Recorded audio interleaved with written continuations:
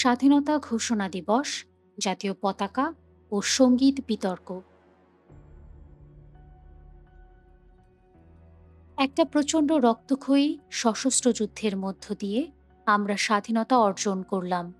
নিরস্ত্র বাঙালি সশস্ত্র হল, অকাতরে জীবন বিলিয়ে দিল। আমাদের স্বাধীনতা যুদ্ধে বা মুক্তিযুদ্ধে পৃথিবীর অন্যান্য দেশও প্রত্যক্ষ এবং পরোক্ষভাবে জড়িয়ে পড়ল। ভারত মুক্তিবাহিনীর সাথে এক হয়ে যুদ্ধ করল। মার্কিন যুক্তরাষ্ট্র আমাদের বিপক্ষে যুদ্ধ করার জন্য সপ্তম নৌবহর পাঠালো। সোভিয়েত রাশিয়া আমাদের পক্ষে মার্কিন সপ্তম নৌবহরের মোকাবেলা করার জন্য সাবমেরিন পাঠালো।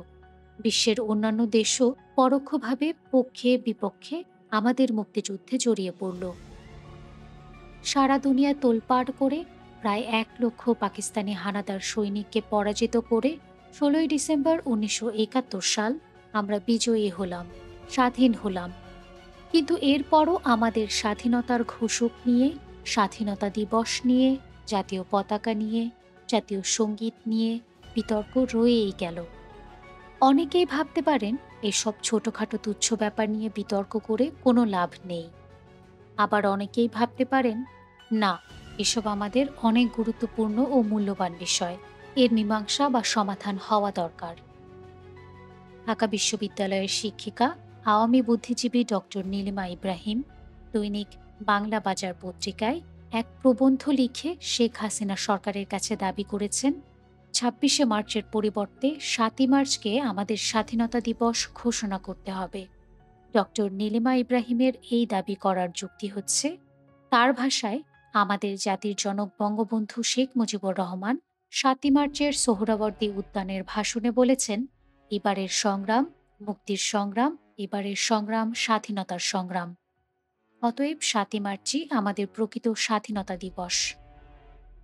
এক মুক্তিযোদ্ধা দাবি করেছেন, বর্তমানে আমরা জাতীয় সঙ্গীত হিসেবে যে রবীন্দ্রসঙ্গীতটি গাই, এটি আমাদের প্রকৃত জাতীয় সঙ্গীত নয়।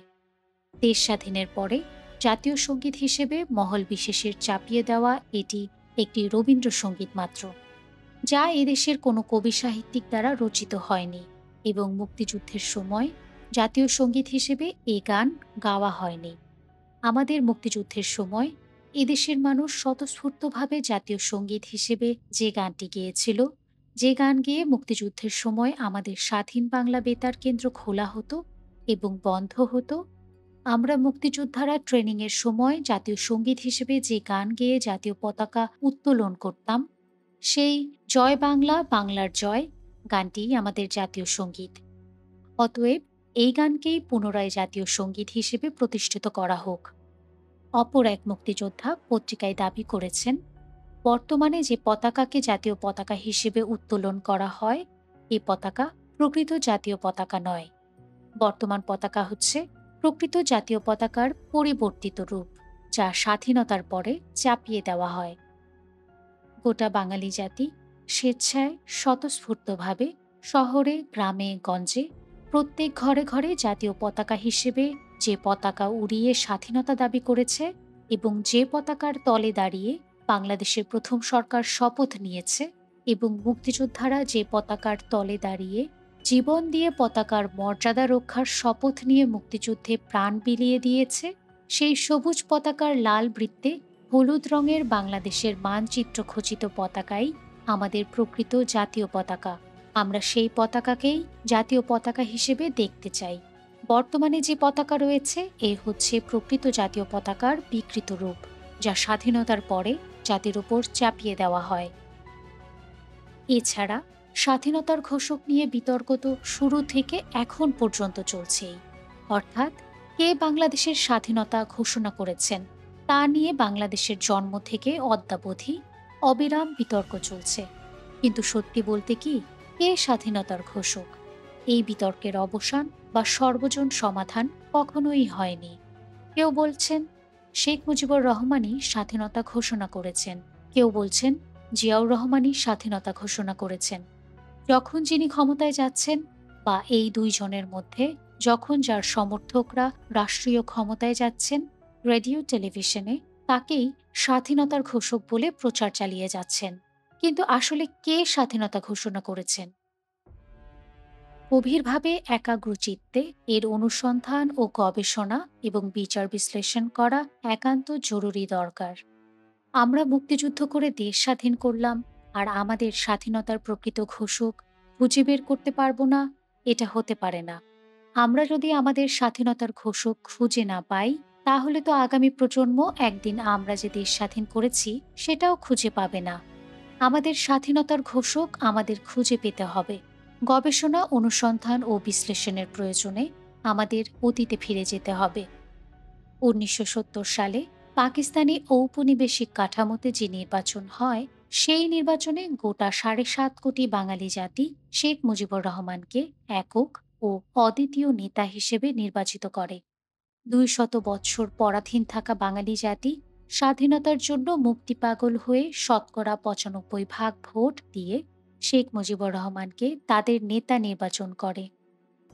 বাঙালি জাতি তার সমস্ত আশা আকাঙ্ক্ষা, স্বপ্ন এবং পরাধীনতার শৃঙ্খল থেকে মুক্তি পেতে স্বাধীনতা ঘোষণা দেওয়ার সকল দায় দায়িত্ব শেখ মুজিবুর রহমানের উপরে এককভাবে ন্যস্ত করে।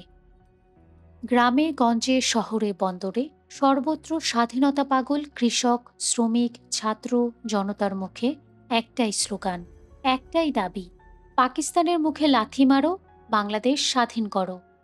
মুক্তিপাগল বাঙালি বাঁশের লাঠি নিয়ে পাকিস্তান সেনাবাহিনীর মোকাবেলা করার জন্য প্রস্তুত হল। ২রা মার্চ মাঠে ঘাটে বাজারে গ্রামে গঞ্জে শহরে বাড়ি ঘরে রাস্তাঘাটে দেশের সর্বত্র বাঙালি জাতি তার প্রিয় পতাকা, স্বাধীন বাংলার পতাকা টাঙিয়ে দিল।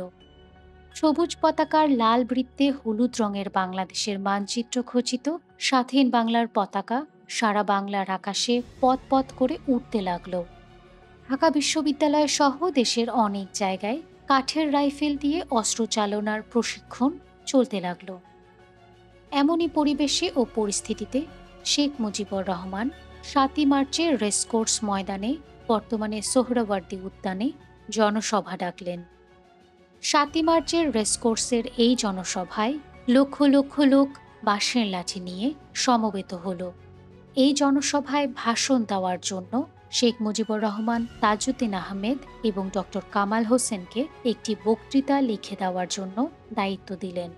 তিনি তাজউদ্দিন আহমেদ এবং ডক্টর কামাল হোসেনকে বললেন, তোমরা ৭ই মার্চের বক্তৃতার পয়েন্ট তৈরি করে দিবে এবং আমি ওই পয়েন্টের ওপরে নিজের ভাষায় বক্তৃতা করব।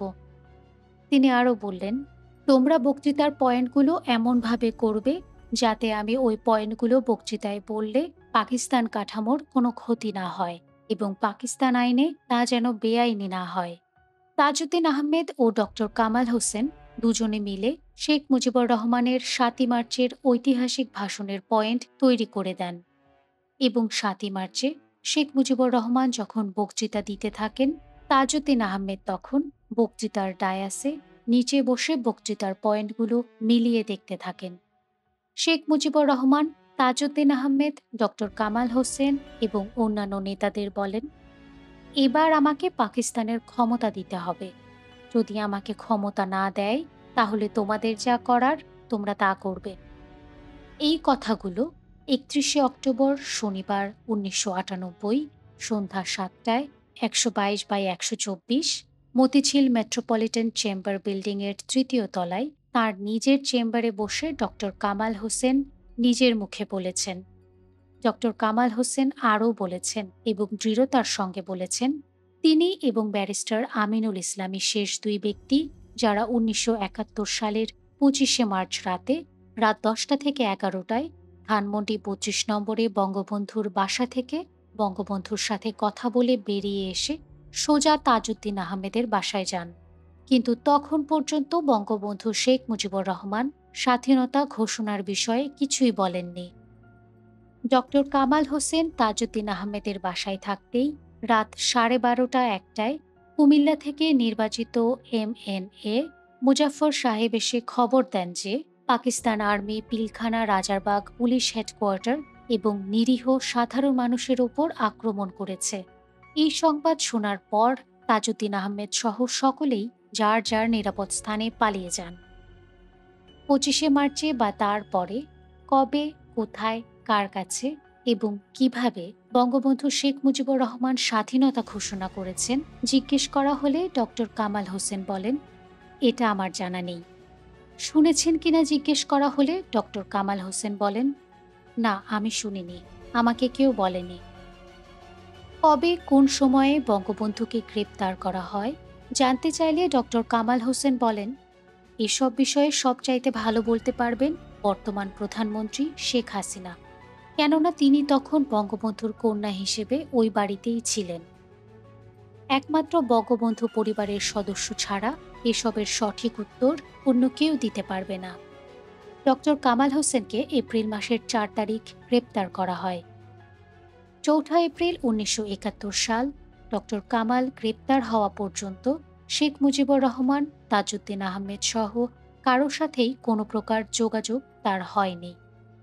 4 এপ্রিল গ্রেপ্তার করে ডক্টর কামাল হোসেনকে প্রথমে ঢাকা ক্যান্টনমেন্টে নিয়ে যাওয়া হয় এবং 5 এপ্রিল 1971 সাল পাকিস্তানের রাজধানী রাওয়ালপিন্ডির হরিপুর জেলে নিয়ে যাওয়া হয়। পাকিস্তানের হরিপুর জেলে 5 এপ্রিল থেকে 28 ডিসেম্বর পর্যন্ত ডক্টর কামাল হোসেনকে রাখা হয়। এই জেলে ডক্টর কামালকে মানসিক নির্যাতন করা হয়। মোটা মোটা লোহার গ্রিল দিয়ে ঘেরা ছোট একটি অন্ধকার প্রকোষ্ঠের বাইরে কখনোই ডক্টর কামাল হোসেনকে বের হতে দেওয়া হয়নি। ডক্টর কামালকে কখনোই কোনো প্রকার সংবাদপত্র বা রেডিও দেওয়া হতো না। 71 সালের ডিসেম্বর মাসের মাঝামাঝি সময়ের পর হঠাৎ করে পাকিস্তান জেল কর্তৃপক্ষ ডক্টর কামাল হোসেনের সাথে সম্মানজনক আচরণ করতে শুরু করলে তিনি একটা বিরাট পরিবর্তন হয়েছে বলে মনে মনে ধারণা করেন। 28 ডিসেম্বর পাকিস্তানের হাজারা জেলার কাশিম শিহালা গেস্ট হাউসে ডক্টর কামাল হোসেন এবং বঙ্গবন্ধু শেখ মুজিবুর রহমান একসঙ্গে মিলিত হন। কেউ কেউ বলেছেন এবং দাবি করেছেন যে 71 সালের 25 মার্চের দিবাগত রাত 12টার পর অর্থাৎ ঘড়ির সময় অনুযায়ী 26 মার্চ রাতে শেখ মুজিবুর রহমান টেলিগ্রামের মাধ্যমে বাংলাদেশের স্বাধীনতা ঘোষণা করেছেন। যদিও শেখ মুজিবুর রহমান নিজে কখনোই বলেননি যে 26 মার্চ তিনি স্বাধীনতা ঘোষণা করেছিলেন। তারপরও গবেষণা ও বিচার বিশ্লেষণের প্রয়োজনে এই দাবি মেনে নিলে কি দেখা যাবে? টেলিগ্রাম হচ্ছে এমন একটি বিষয় যে এর একজন প্রেরক এবং একজন প্রাপক থাকতে হবে। শেখ মুজিবুর রহমান যদি প্রেরক হিসেবে টেলিগ্রামের মাধ্যমে স্বাধীনতার ঘোষণা পাঠিয়ে থাকেন, তাহলে অবশ্যই একজন প্রাপক হিসেবে টেলিগ্রামটি পেয়েছেন। সেই প্রাপকটি কে? শেখ মুজিবুর রহমান টেলিগ্রামটি কার কাছে পাঠিয়েছিলেন, অর্থাৎ টেলিগ্রামের প্রাপক কে ছিলেন? আজ পর্যন্ত সেই সৌভাগ্যবান ব্যক্তিটির দেখা মিলল না, পরিচয় মিলল না। বলা হবে টেলিগ্রামের মাধ্যমে ঘোষণা পাঠানো হয়েছে, অথচ যার কাছে পাঠানো হয়েছে অনুসন্ধান করেও তার হদিস মিলবে না। ঐতিহাসিক প্রয়োজনেও প্রাপকের সন্ধান মিলবে না। এটা সঠিক নয়। টেলিগ্রামের প্রেরক থাকলে অতি অবশ্যই প্রাপক থাকতে হবে। প্রাপক ছাড়া টেলিগ্রাম প্রেরণ করা যায় না এবং প্রাপক ছাড়া প্রেরকও থাকে না। যেই হেতু প্রাপক নেই সেহেতু প্রেরকও ছিল না বলে টেলিগ্রামের স্বাধীনতা ঘোষণার বিষয়টির সমাপ্তি টানা যেতে পারে। অর্থাৎ 26 মার্চ রাতে টেলিগ্রামের মাধ্যমে শেখ মুজিবুর রহমানের স্বাধীনতা ঘোষণার পক্ষে কোনো যুক্তি নেই এবং অনুসন্ধান, গবেষণা ও বিশ্লেষণ করে এর পক্ষে কোনো প্রমাণ খুঁজে পাওয়া যায়নি। তাছাড়া মুক্তিযুদ্ধের সফল নেতৃত্ব দানকারী এবং বাংলাদেশের প্রথম প্রধানমন্ত্রী তাজউদ্দিন আহমেদ, অস্থায়ী রাষ্ট্রপতি সৈয়দ নজরুল ইসলাম, মনসুর আলী, ডক্টর কামাল হোসেন এবং অন্যান্য নেতৃবৃন্দ থাকতে তাদের কাছে স্বাধীনতা ঘোষণা না দিয়ে টেলিগ্রামের মাধ্যমে ঘোষণার কোনো কারণ থাকতে পারে না। ডক্টর নীলিমা ইব্রাহিমের দাবি অনুযায়ী 7 মার্চের ভাষণেই জাতির জনক বঙ্গবন্ধু শেখ মুজিবুর রহমান স্বাধীনতা ঘোষণা করেছেন। 7 মার্চই আমাদের স্বাধীনতা দিবস। যদি তাই হবে তবে শেখ মুজিবুর রহমান 1971 সালের 10 জানুয়ারি স্বাধীন সার্বভৌম বাংলাদেশে ফিরে এসে তো বললেন না যে আমি 7 মার্চে স্বাধীনতা ঘোষণা করেছি এবং 7 মার্চই আমাদের স্বাধীনতা দিবস। উপরন্তু তিনি অর্থাৎ শেখ মুজিবুর রহমানই স্বাধীন দেশের সরকার প্রধান হিসেবে 26 মার্চকেই স্বাধীনতা দিবস হিসেবে প্রথম পালন করলেন। শেখ মুজিবুর রহমান ৭ই মার্চের ভাষণের মধ্যবর্তী পর্যায়ের এক জায়গায় ঠিকই বলেন, এবারের সংগ্রাম মুক্তির সংগ্রাম, এবারের সংগ্রাম স্বাধীনতার সংগ্রাম। একথা বলেই তিনি পাকিস্তানি শাসকদের কাছে ৪টি শর্ত দিয়ে তার বক্তৃতা শেষ করেন। শেখ মুজিবুর রহমান ভাষণের শেষ পর্যায়ে পাকিস্তানের প্রেসিডেন্ট জেনারেল ইয়াহিয়া খানের উদ্দেশ্যে বলেন, আমার দাবি মানতে হবে প্রথম, ১. সামরিক আইন মার্শাল ল উইথড্র করতে হবে। ২. সমস্ত সেনাবাহিনীর লোককে ব্যারাকে ফেরত নিতে হবে। ৩. যেভাবে হত্যা করা হয়েছে তার তদন্ত করতে হবে। ৪. জনপ্রতিনিধিদের কাছে অর্থাৎ তার নিজের কাছে ক্ষমতা হস্তান্তর করতে হবে। এই ৪টি দাবির মধ্যে শেখ মুজিবুর রহমানের কাছে ক্ষমতা হস্তান্তর করা অর্থাৎ শেখ মুজিবুর রহমানকে পাকিস্তানের প্রধানমন্ত্রী করাই মুখ্য ও গুরুত্বপূর্ণ দাবি। এখানে বিচার বিশ্লেষণ ও বিবেচনার বিষয় হল, যদি পাকিস্তানের প্রেসিডেন্ট জেনারেল ইয়াহিয়া খান শেখ মুজিবুর রহমানের ৭ই মার্চের দাবি মেনে নিত, তাহলে কি হতো? বাংলাদেশ কি স্বাধীন হতো? কবি নির্মলেন্দু গুণের ভাষায়, তাহলে আর যাই হোক, এই যাত্রায় বাংলাদেশ স্বাধীন হতো না। শেখ মুজিবের ৭ই মার্চের ভাষণের দাবি অনুযায়ী শেখ মুজিবকে যদি পাকিস্তানের প্রধানমন্ত্রী করা হতো, তাহলে নিশ্চয়ই বাংলাদেশ স্বাধীন হতো না, পাকিস্তানি থেকে যেত। ৭ই মার্চের ভাষণে শেখ মুজিবুর রহমান পাকিস্তানি সেনাবাহিনীকে হুঁশিয়ার করে দিয়ে বলেন, আমরা তোমাদের ভাতে মারব, পানিতে মারব। তোমরা আমার ভাই, তোমরা ব্যারাকে থাকো, কেউ তোমাদের কিছু বলবে না। পাকিস্তানি সেনাবাহিনী ৭ই মার্চ থেকে ২৫শে মার্চ রাত ১২টা পর্যন্ত ব্যারাকে রইল, কেউ বের হলো না। এদিকে পাকিস্তানিরা ৭ই মার্চের পরে পশ্চিম পাকিস্তান থেকে পূর্ব পাকিস্তানে অর্থাৎ আজকের বাংলাদেশে ঢাকা তেজগাঁও এয়ারপোর্ট দিয়ে বিমানে করে দিবারাত্রি ২৪ ঘণ্টা সৈন্য আনতে লাগল। ৭ই মার্চের ভাষণে শেখ মুজিবুর রহমান বললেন, যে পর্যন্ত আমার দাবি আদায় না হবে, খাজনা ট্যাক্স সব বন্ধ করে দেওয়া হলো, কেউ দিবে না। জনগণ পাকিস্তান সরকারকে খাজনা ট্যাক্স দেওয়া বন্ধ করে দিল। শেখ মুজিবুর রহমান আরও বললেন, এই পূর্ব বাংলা থেকে পশ্চিম পাকিস্তানে ১ পয়সাও পাচার হতে পারবে না। ৩ ঘন্টা ব্যাংক খোলা থাকবে, শুধু কর্মচারীদের মায়নাপত্র নেওয়ার জন্য। ঠিকই ব্যাংকগুলো থেকে পাকিস্তানে ১ পয়সাও পাচার হলো না। সরকারি কর্মকর্তা কর্মচারীরা শেখ মুজিবের নির্দেশেই চলতে লাগলো। সরকারি বেসরকারি প্রশাসন সম্পূর্ণরূপে শেখ মুজিবুর রহমানের নিয়ন্ত্রণে চলে গেল। ১১০০ মাইল দূরে মাঝখানে ভারতের মতো বিশাল রাষ্ট্রের ওপার থেকে পাকিস্তানের আর কিছুই করার থাকল না। বাংলাদেশ কার্যত পাকিস্তান থেকে বিচ্ছিন্ন হয়ে আলাদা দেশে পরিণত হল। ৭ই মার্চের ভাষণে শেখ মুজিবুর রহমান পাকিস্তান থেকে আর একটি সৈন্যও পূর্ব বাংলায় আসতে পারবে না এই কথাটি না বলায় বিমানে করে পাকিস্তান থেকে সৈন্য আসতেই লাগল। ২৩শে মার্চ পাকিস্তান দিবস। এই পাকিস্তান দিবসে একমাত্র শেখ মুজিবুর রহমানের ধানমন্ডির বাড়ি ছাড়া এই বাংলার সরকারি বেসরকারি কোনো অফিস আদালতে এবং কোথাও পাকিস্তানি পতাকার চিহ্ন মাত্র দেখা যায়নি। দেশের সর্বত্র উড়ছিল স্বাধীন বাংলার পতাকা। কেবলমাত্র শেখ মুজিবুর রহমানের বাড়িতে একমাত্র পাকিস্তানি পতাকা উত্তোলন করা হয়েছিল। পরে ঢাকা বিশ্ববিদ্যালয়ের একদল ছাত্র ধানমন্ডি ৩২ নম্বরে শেখ মুজিবের বাড়িতে গিয়ে জোরপূর্বক পাকিস্তানি পতাকা নামিয়ে তাতে আগুন লাগিয়ে দেয়। ওই সময় শেখ মুজিবুর রহমান তার বাড়িতে থাকলেও ঘরের বাইরে আসেননি। এক সামরিক পরিসংখ্যানে দেখা যায়, ১৯৭১ সালের ৭ই মার্চ পর্যন্ত পূর্ব পাকিস্তানে অর্থাৎ আজকের বাংলাদেশে যত পাকিস্তানি সৈন্য ছিল তার শতকরা ৬৫% ছিল বাঙালি, যারা ২৫শে মার্চের পর মুক্তিযুদ্ধে অংশ নিয়েছিল, এবং ৩৫% ছিল মূল পাকিস্তানি। এই ৩৫% পাকিস্তানি সৈন্যদের অধিকাংশ ছিল অফিসার, যারা যুদ্ধ পরিচালনা করে কিন্তু সরাসরি যুদ্ধ করে না। আর ৬৫% বাঙালি পাকিস্তানি সৈনিকদের মধ্যে প্রায় সবাই ছিল জেসিও এবং এনসিসিও আর সিপাহী, যারা সরাসরি যুদ্ধ করে। ৭১-এর ৭ই মার্চ পর্যন্ত পাকিস্তানি সেনাবাহিনীর অবাঙালি ৩৫% সৈন্য পাকিস্তানি বাঙালি ৬৫% সৈন্যের কাছে এক ধরনের জিম্মি দশাই ছিল। ৭ই মার্চের পর থেকে ২৫শে মার্চ পর্যন্ত পাকিস্তানিরা বাঙালি সৈন্যদের চাইতে ২০ থেকে ৩০ গুণ বেশি অবাঙালি সৈন্য ঢাকা আনে এবং তারপরই ২৫শে মার্চ রাত ১২টার পর বাঙালিদের উপর আক্রমণ শুরু করে।